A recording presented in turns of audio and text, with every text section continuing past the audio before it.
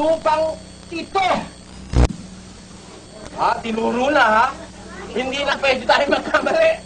Ang lupang ito, tinutuntungan natin ngayon. Pinananahanan natin. Binabalot ng isang ozone layer na sinisira na ng mga chlorofluorocarbons na nanggagaling sa ating mga refrigeration and air conditioning units. Itong lupang ito, ang sabi ng Biblia, sabi ni San Pablo, ang mga bagay na hindi nakikita, walang hanggan. Dadapot ang mga bagay na nakikita, may katapusan. Nakikita ba ito? Hindi. Nahihipo. Nakikita. O ngayon, ewan ko kung tututulan itong ating mga kaibigan saksi. Yung sinabi ni San Pablo, otherwise they are outside salvation. Kasi, ang sabi ni San Pablo, lahat ng bagay na nakikita, may katapusan. Dadapot ang hindi nakikita, walang hanggan. Ito ba'y sinusuhayan ng ating Panginoon? Balikan natin. Kasi si San Pablo, tinuruan lang ni Kristo. Puntahan natin yung direct authority. Panginoon sa Kristo, baka naman na natutunan San Pablo, mali. Sabi mo, lahat ng nakikita, may katapusan. Panginoon sa Kristo, talaga bang gano'n? Pakinggan niyo sabi ng Panginoon sa Kristo. Ganito sinasabi, at aking babasahin. Sapagkat katotohanang sinasabi ko sa inyo, hindi lilipas ang lahing ito hanggang sa magalapan lahat ng mga bagay na ito. Ang langit! Statement. Ano sabi ni Kristo? Ang langit, ang lupa, lilipas! Yung pala natutunan ni Pablo, ang lahat ng bagay na nakikita, may katapusan. May ugat palang pinagkunan siya noon. Ang otoridad na galing sa langit ang nagsabi, ang langit, ang lupa, lilipas. Dadapwat ang mga salita ko ay hindi lilipas. Comparing the word of Jesus Christ to the heavens and the earth, the words of Jesus Christ will not lilipas.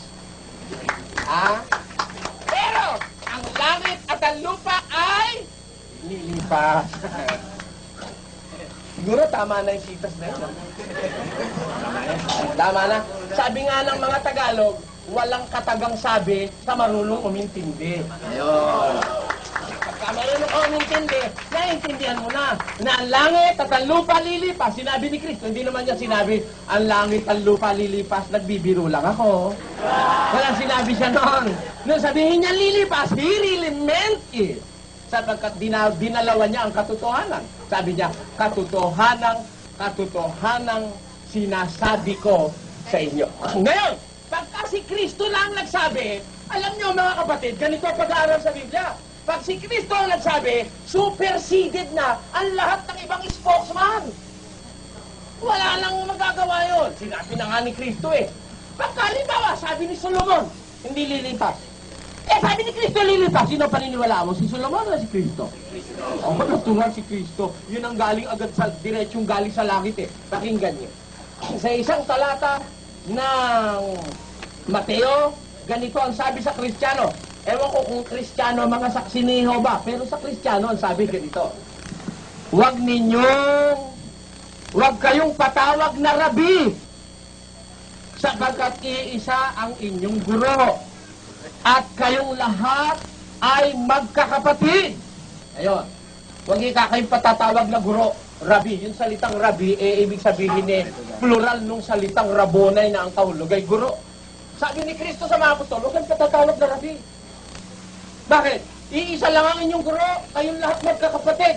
Sino ba yung iisang guro? At lahat naman tayo magkakapatid na. Sa 4 ng Huda. Sapagkat may ilang nagsipasok ng lihim. Yung mga itinalaga ng una pa sa kahatulang ito, mga di banal, pinalitan ng kalibugan ng biyaya ng ating Diyos, na itinatatwa ang ating iisang guro at Panginoong si Jesu Kristo. Sino po ay isang guro? Si Kristo.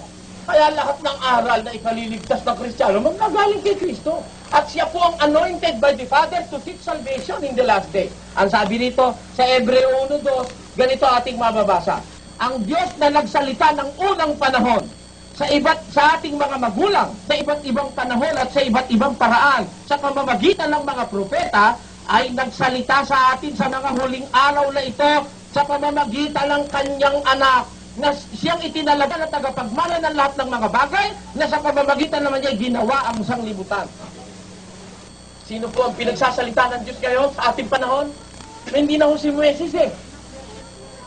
Hindi na rin si Solomon eh. Ang authority si Kristo eh.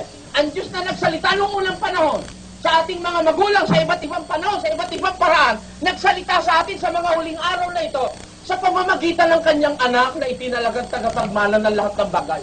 Alam po si Kristo at ang kanyang itinalagang mga apostol na saksi na hinirang niya ng una, yun po ang otoridad na pakikinggan natin. Ngayon, puntahan natin yung pinagtatalunan kanina na hindi magkadakipan dahil kumbaga sa palaka, ibalundag. Eto, pakinggan ko, mga kababayan. Ang sabi ng isa sa mga saksing apostol, kasamahan ni Pablo, ang sabi ganito, datapwat, darating ang araw ng Panginoon na gaya ng magnanakaw, na ang sangkalangitan sa araw na iyan ay mapaparang nakasabay ng malaking ugong at ang mga bagay sa langit ay mapupugnaw sa matinding init at ang lupa at ang mga gawang nasa lupa ay tawang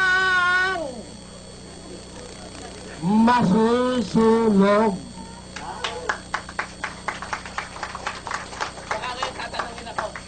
Bang pumupuri sa Diyos, masusunod? Oo, si Judas pumuri rin nyo, susunugin nyo. Tatanungin ako, ha? Yung bang pumupuri... Ayan, hinahawakan nyo. Wala akong tinatawag na Biblia. Yan mo ba yung Biblia o ano? Wala akong tinatawag na Biblia. Hindi, ano nga ito, yun? Biblia, ang banal na kasulatan nito. Oo. Ngayon, yung Biblia, yung Kastila na kasulatan. Hindi ako nagtatanong na kasi. Hindi, yung ginagamit Hindi, ninyo. banal na kasulatan, Okay. no? Yan ba yan ba yung Biblia? Ha? Yung banal na kasulatan na yan. Banal na kasulatan nga. Okay, Biblia yan. Ano man gusto mo itawag, pero meron akong alam na Biblia. Hindi. Kaya naman, kategori. Kategori ka ng tanong eh. Kasi, no, ang sabi ninyo, Irrelevant naman tanong mo eh. hindi, ang sabi kasi ninyo, Bibigyan ko kahit hindi, irrelevant. kaya nga, sabi dito sa paksa, patutunayan ng mga saksi na ang lupa ay hindi malilipol ayon sa Biblia. Ayon sa mga pagtuturo ninyo, napapakinggan ko rin. Hindi, kaya nga no, ang tanong ko ito. Kaya nga, ito tanong ko eh. Sa makatuwid, mali yung sinabi ninyo na huwag akong gagamit sa aklat ni Moses at ni David. Wala ka na pata sabihin mali sinabi ko. Hindi, nagtatanong nga ako eh. Tanong yun. Maraming pwede ko. Tanong yun. Ikaw man yun kung kansahan dating sa inyo. Magtanong. O kaya nga, ito nga ang tanong ko eh. Di sa makatuwid, mali yung sinabi ninyo na ang paggamit ng salita o sulat ni Moises at ng mga ni Propeta David ay mali, ay hindi dapat gamitin. Mali nga. Wala akong sinasabi. Hindi, sabi niyo. Malakit yan! Malakit yan! Yan na. Wala akong sinasabi. Wala akong sinasabi na ang paggamit. Huwag ka maingay. Huwag kayo maingay. Huwag maingay. Wala akong sinasabi na maling gamitin ang sulat ni David at saka ang sulat ni Solomon. Ang sabi ko, pagka halimbawa ginamit natin yung sulat ni Solomon o kaya ni David, kailangang sumuwato sa sinabi ni Kristo at mga apostol. Ayan ang sabi ko. Huwag mo iligaw ang tao. Nasabi ko sa'yo. Hindi mo na yun. Nonsense na yun. Ay, hindi, ito nga, susunod na tanong, Ginoong Soriano. Ang sabi ninyo, yung mga bagay na nakikita ay lumilipat. Hindi ko sabi yun. Sabi ni Pablo yun. Okay nga, binasa nyo. Okay. Kung totoo na ikakapit niyo sa literal na lupa na ating nakikita, no, hindi po ba kasama din doon yung mga lingkod ng Diyos na gumagawa ng kanyang kalooban? Hindi ba nakikita rin yun, yung gumagawa ng kalooban ng Diyos? Ano ang tanong mo? Ayun nga, nakikita ho ba yung mga gumagawa ng kalooban ng Diyos? Ang sagot ko, lahat ng naririto nakikita. Yung gumagawa ng kalooban ng Diyos, nakikita rin yan. Lilipas kayo. Oo, natural! Pag sinabi mo hindi ka lilipas, sinungaling ka! Oo, lilipas! Lilipas! Patutunayan ko sa'yo mamaya. Eh di ibig niyo sabihin, mapupuksa kayo. Ha? Tila mo, manluloko ka. Iba yung lilipas sa mapupuksa. Huwag mong lukoyin ng tao. Manluloko ka, dapat manluloko yan eh. Oo, manluloko. Masama yan. Magagalit ako pag nanluloko ka. Bakit? Kasi, ito mo lang, di ba ako sumagot? Iba, hindi pa ko lang sumasagot ako eh. Iba ang mapupuksa sa lilipas. Talungin mo yung awit. Talungin mo yung awit. Ano sabi nung awit? Tatanda at lilipas. Kasama ka na rin. Yun ang sagot ko. Yun ang sagot ko. Kahit ubusin niya sa pagsagot. Okay. Taling at sagot niya. Eto, yun po ba, Ginoong Soriano, yun po bang bagong langit at bagong lupa? Makikita po ba yun? Yung bagong langit at bagong lupa, ang makakakita noon, yung mga taong makakarating doon. Ngayon, hindi pa nakikita ngayon yon. Ang sinasabi ni Pablo,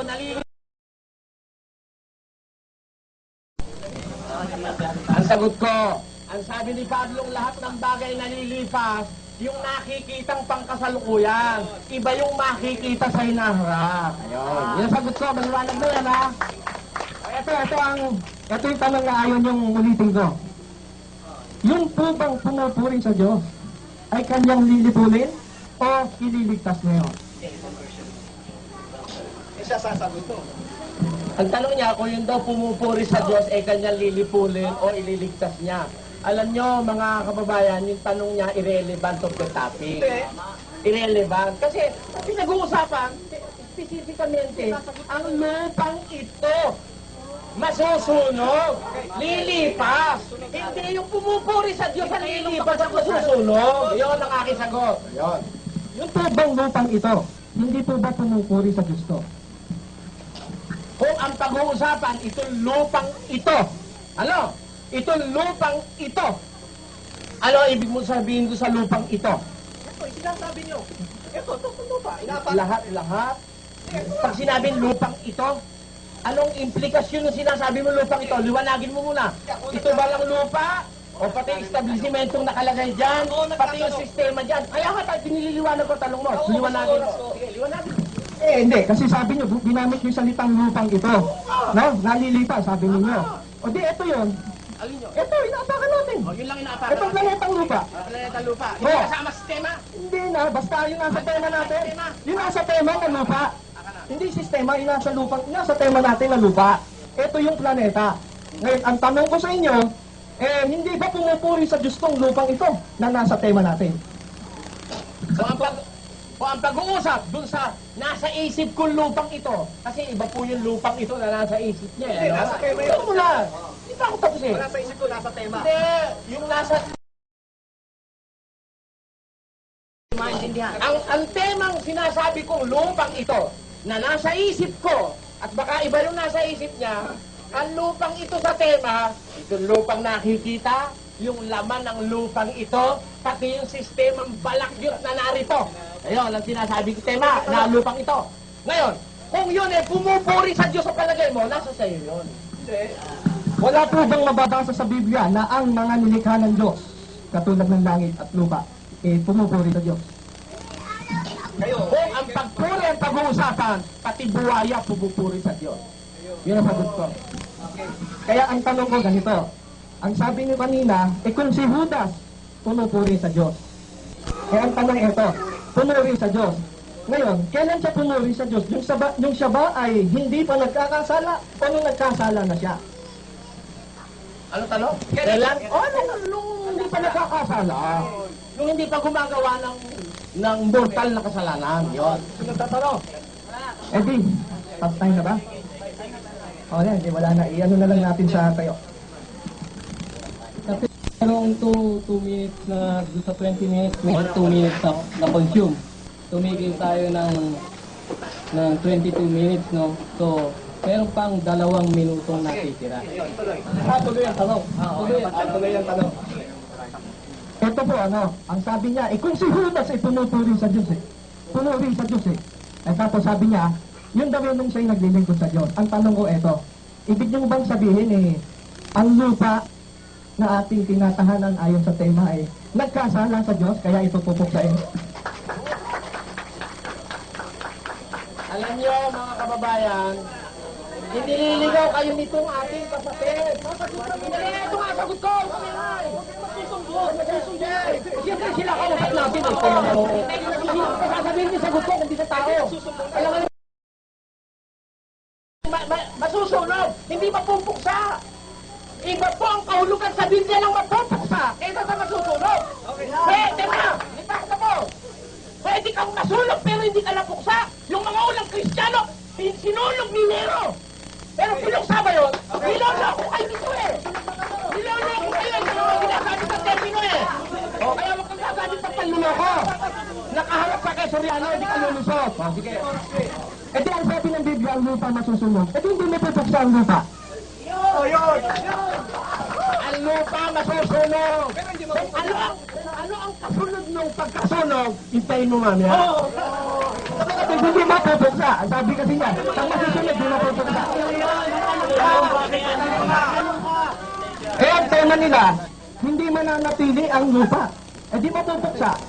Eh, pero ito ngayon, pinatutunayan niya, masusunod lang, pero hindi malilipon. Ayaw mo. Okay. Kaya nga, ito susunod na tanong. Ngayon, ang tanong ito. Ang sabi ninyo, ang lupa masusunog. Di po ba? Hindi ako minasabi sinabi. Okay, ano ho.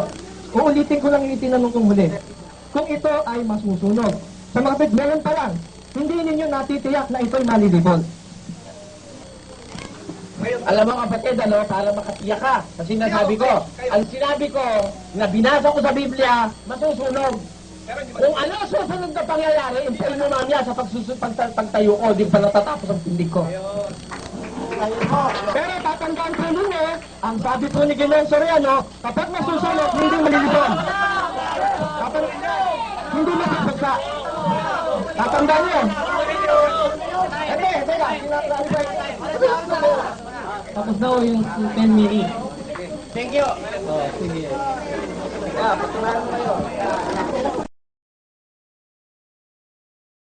Ang isang talata dito sa Pedro, sa 3:7, yung binasa natin kanina. Ang sabi rito, ngunit ang sangkalangitan ngayon, at ang lupa sa pamamagitan ng gayunding salita, ay iningatan talaga sa apoy. Yung daw lupa, sa gayunding salita, ay iningatan sa apoy. Ano kaya yung tinatawag doon ng sa gayunding salita na tinatawag dito ni Apostol Pedro? Ano kaya yung sa gayunding salita? Ang lupa at langit ngayon ay tinataan sa paghubog. Di basahin natin ang talatang 5. Sa talatang 5, ganito ang sinasabi. Sapagkat sadyang nilimot nila na mayroong sangkalangitan mula noong unang panahon. Noong pa man may sangkalangitan na. At isang lupang inanyuan sa tubig at pagitna ng tubig sa pamamagitan ng salita ng Diyos. Na sa pamamagitan din ito ang sanlibutan noon na inapawan ng tubig ay napahamak.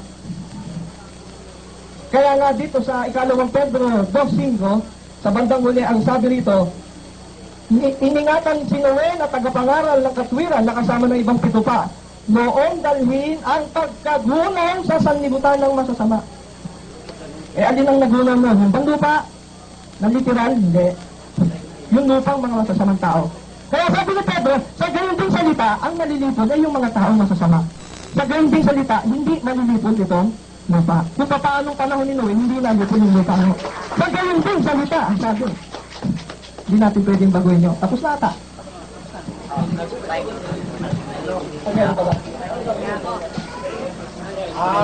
Mabuti po, huwag na natin gamitin yung pagkatanungan. Hindi, Hindi, yan. Baka na bata. Kasi, malakas naman boses nyo sa akin. Malakas mo. Masaalang-alang namin.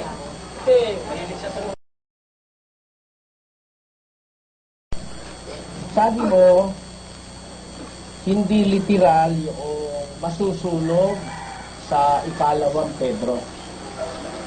At pinapakahulugan mo, basahin mo ang awit ni 26, uno, ay ibig mo sabihin, ang masusunog doon ay yung mga tao. Ganun ba ang ibig mong talagang sabihin? Ito po ang sagot. Sapagkat ang nagkasala ay yaong mga taong nananahan doon, hindi ang lupa. Ang lilipas po ay ang mga taong lupang masasama. Hindi po ang lupa. Hindi po nagkasala ang lupa. Hindi tanong ko lilipas, ang tanong ko yung masusunog na sinasabi sa Pedro. Pinakakahulugan mo ka mo, hindi literal na lupa yon, di ba? At ang pakahulugan mo sa literal na hindi literal, mga tao, ang sabi mo. Ngayon, ang tanong ko sa'yo, ganito, yung bang susunog na apoy, literal naman o hindi? Ang apoy sa Biblia ay maaaring lumarawan sa isang symbolikal na paraan.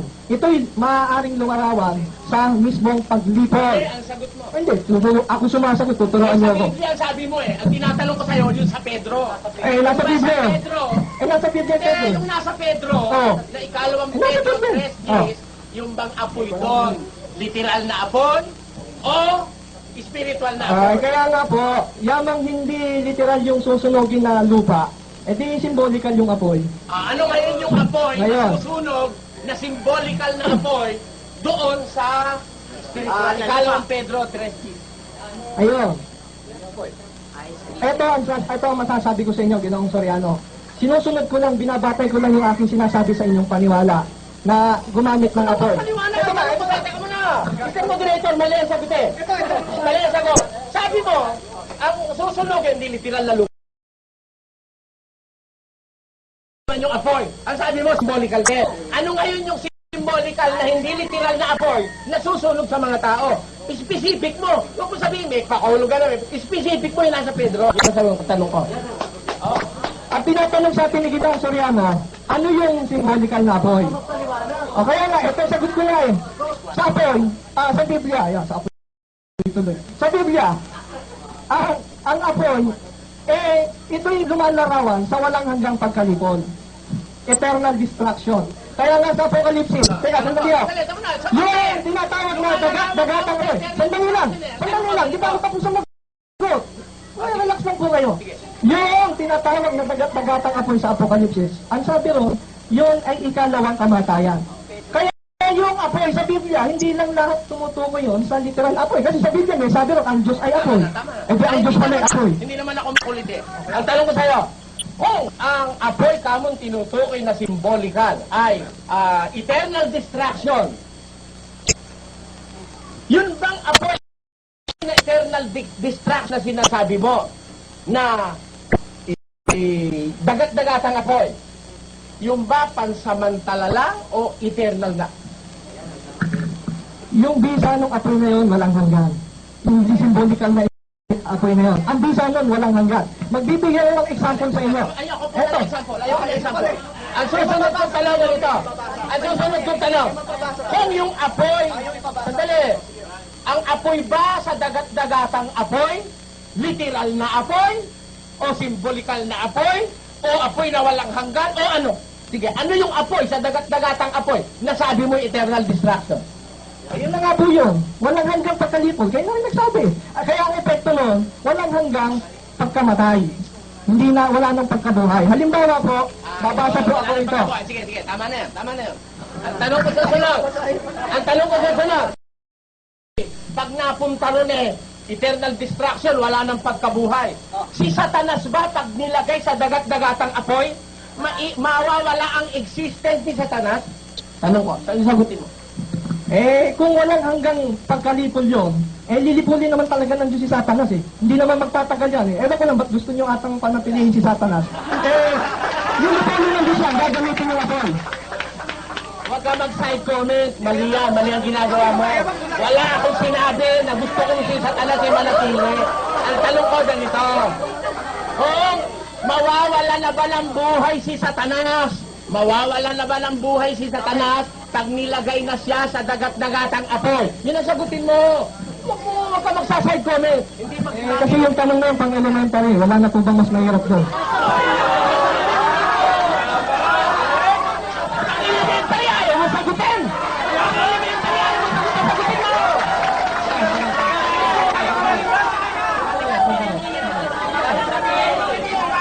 sandali. Kasi, teka.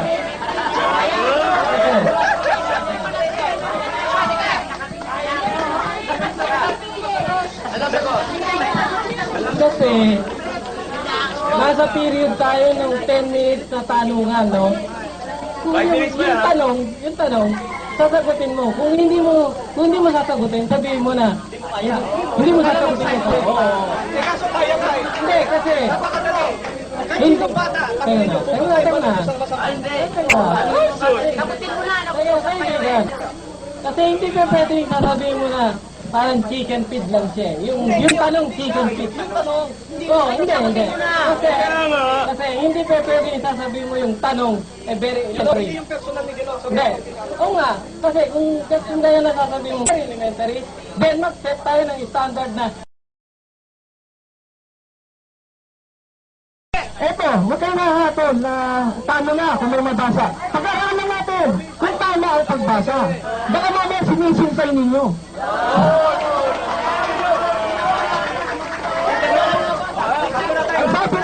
Ang sabi ni Apostol Pedro, may mga bagay na mahirap na nawain.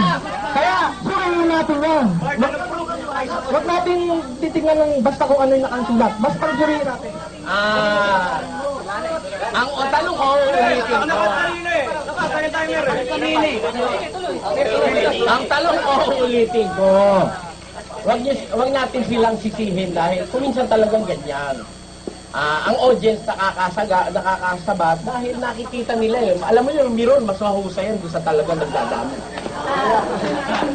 Ang tanong ko ganito, sabi mo kasi yung apoy sa Pedro, larawan ng dagat-dagatang apoy na simbolikal which denotes eternal destruction.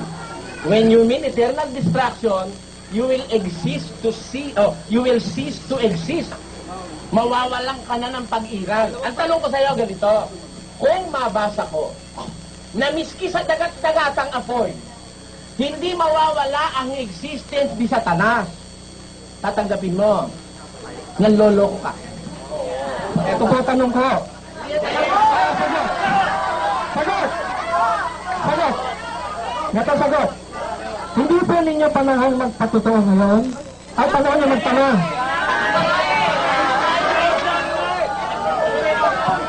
Tanong ko yun, hindi ako magpapatotoo. Sabi ko lang kung mabasa ko ba. Hindi ko naman sinabi sa'yo kung kailan ko babasahin eh.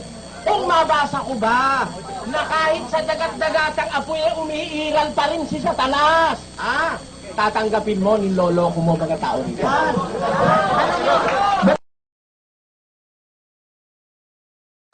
So, pwede bang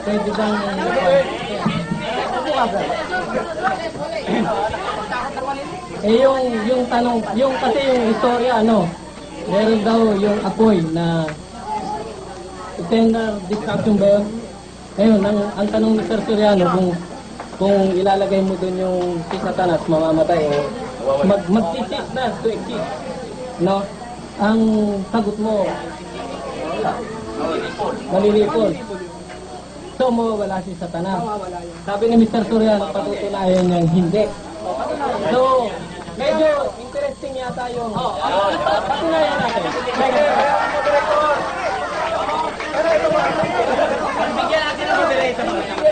Babasa siya. Kasi ganito. Kumbaga sa istorya, tapos niya yung oras niyo eh. So, oras ko naman.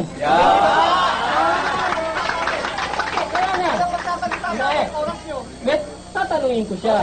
Diba? Kasi sinabi niya, meron daw siya kaya. Parapet. Kasi tapos na yung statement ko. Tapos si Satanas eh. Kumbaga sa din. Okay, hindi ako talo pag nabasa niya.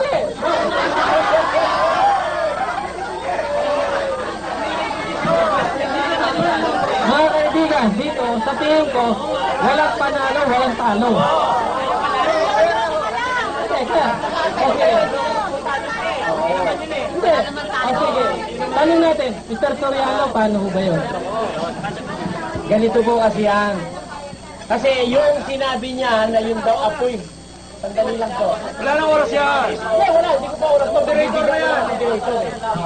Kasi, yung pong tanong niya, yung pong sagot niya, na yun daw, apoy sa Pedro, larawan daw yun ng eternal destruction. Which means, yun eh. Kasi alam nyo, dito po sa Mateo, sabi ng ating Panginoong Hesukristo sa 25, kung magkagayoy, sasabihin naman niya sa mga nasa kaliwa. Ito kasi isang senaryo, kukwento ko na lang yung umpisa. Titipunin niya lahat ng tao sa lahat ng bansa. Ilalagay niya yung iba sa kaliwa, lalagay sa kanan. Pagkatapos ho na mailagay sa kanan at sa kaliwa ang lahat ng mga tao, ang sasabihin niya sa nasa kaliwa ito. Kung magkagay, sasabihin naman niya sa mga nasa kaliwa, magsilayo kayo sa akin, kayong mga sinumpa, at pasaapoy na walang hanggan, na inihanda sa diablo at sa kanyang mga anghel. Dito po may binabanggit si Kristo na apoy na walang hanggan na inihanda sa diablo at sa kanyang mga anghel. Ang gusto kong pansinin nyo, mga kababayan, ang walang hanggan, hindi yung distraction. Ang walang hanggan, yung apoy.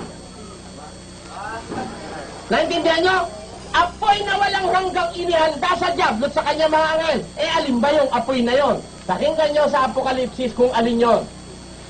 At ang diablo na dumaya sa kanila ay ibinulid sa dagat-dagatang apoy at asupre na kinaroroonan din naman ng hayop at ng bulaang propeta, at sila'y pahihirapan araw at gabi magpakailanman. Mawawala ba ang demonyo? Pahihirapan yun araw-gabi magpakailanman. Pagka kung nagpakailanman, hindi naman nahihirapan ng demonyo pagka wala sila. Oo. Ayun, yun po ang sinasabi ko, Mr. Moderator. Pwede ko na pong ituloy yung aking panig? Hindi, di ako na. Mamaya, o di mamaya, pagka ikaw naman. Kaya ka pa naman tayo. Hindi, mag-uumpisa ako ng alas 3. Balik natin. Mag-uumpisa ako sa alas 3. Mr. Timer, pasensya ka na alila ka namin, ano?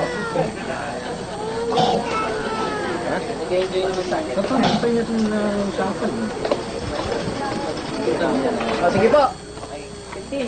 Magandang hapon po uli, lalo na sa ating moderator.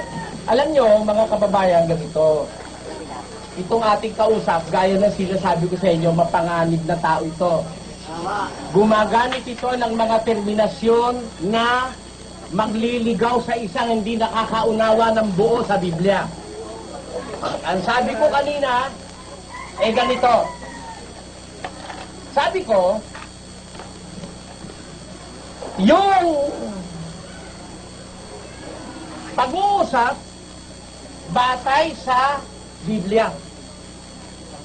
At sabi ko, kung ang pag-uusap ay otoridad sa kaligtasan sa panahon ito, walang ibang pinakamatibay na otoridad kundi si Kristo at mga apostol.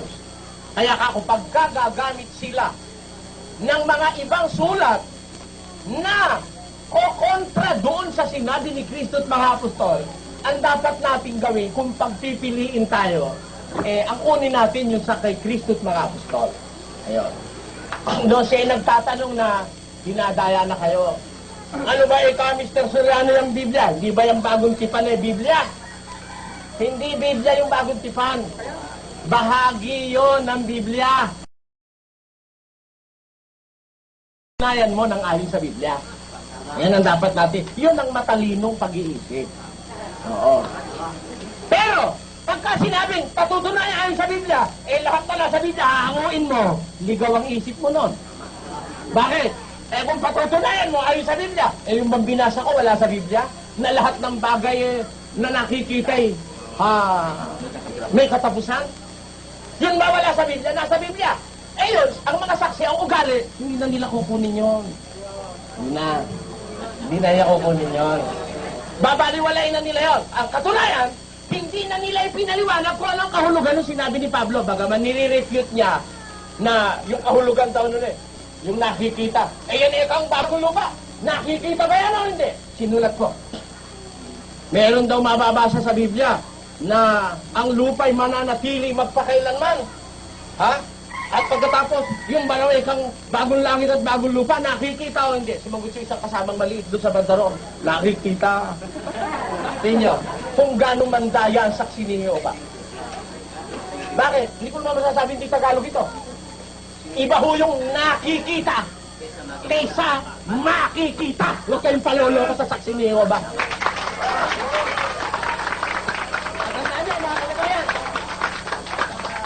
Yun hong lupang ito na sinasabi ni San Pablo, lahat ng bagay na nakikita, present progressive.